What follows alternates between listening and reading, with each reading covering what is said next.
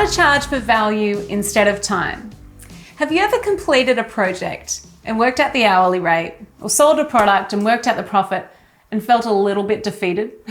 Don't worry, I've done projects and realized by the time I take out taxes, expenses, and the rest, I was paid like $10 an hour for the whole thing. Talk about feeling defeated.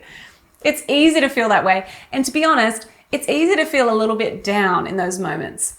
Charging for value instead of time is a huge mindset shift. I have walked through this journey myself, and let me tell you, it's a process. Back when I was running social media management for clients, I went from charging $700 a month to run someone's social media for them to charging $1,500 plus a month to tell them how to run it themselves. And now my rate is much higher than that, but the truth is, you actually can't do that overnight. And it's not because it's not possible. It's more so because of your internal state and the way that you think about yourself. So here are a few pointers from me to help you transition to charging for value instead of time. And I've got so many ideas on this, so this is a two-part series, and this is part one. The first tip, don't just know your worth, assign your self-worth. When people say know your worth, I cringe a little because I know that that is way easier said than done. If you don't actually know your worth, it's difficult to charge for value. But how the heck do you define your worth? And think about it. If we're our harshest critic, wouldn't it make sense that our perception of our own worth is going to be lower than our actual market value? That's why I believe instead of knowing your worth, you actually need to assign your self-worth. You need to make a conscious decision that you are worth X amount per hour, per day, or your product is worth X amount, and then put it out there.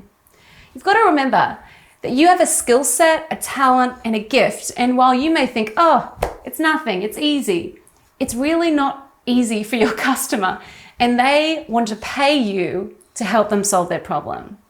This is what I mean when I say you need to make an internal change before you make an external change. So before you go and change your prices, you need to decide within yourself, what do I feel comfortable charging? The second thing is, if people aren't paying enough, they won't pay attention. People ignore valuable insights when they're free. I was going to a gym, and by going, I mean I was paying.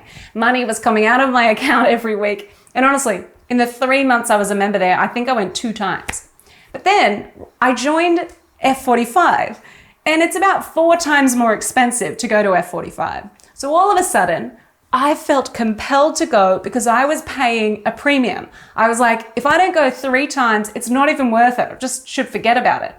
So we've got to think about our businesses in the same way. If people aren't paying enough, they're not investing enough, they're actually not paying enough attention.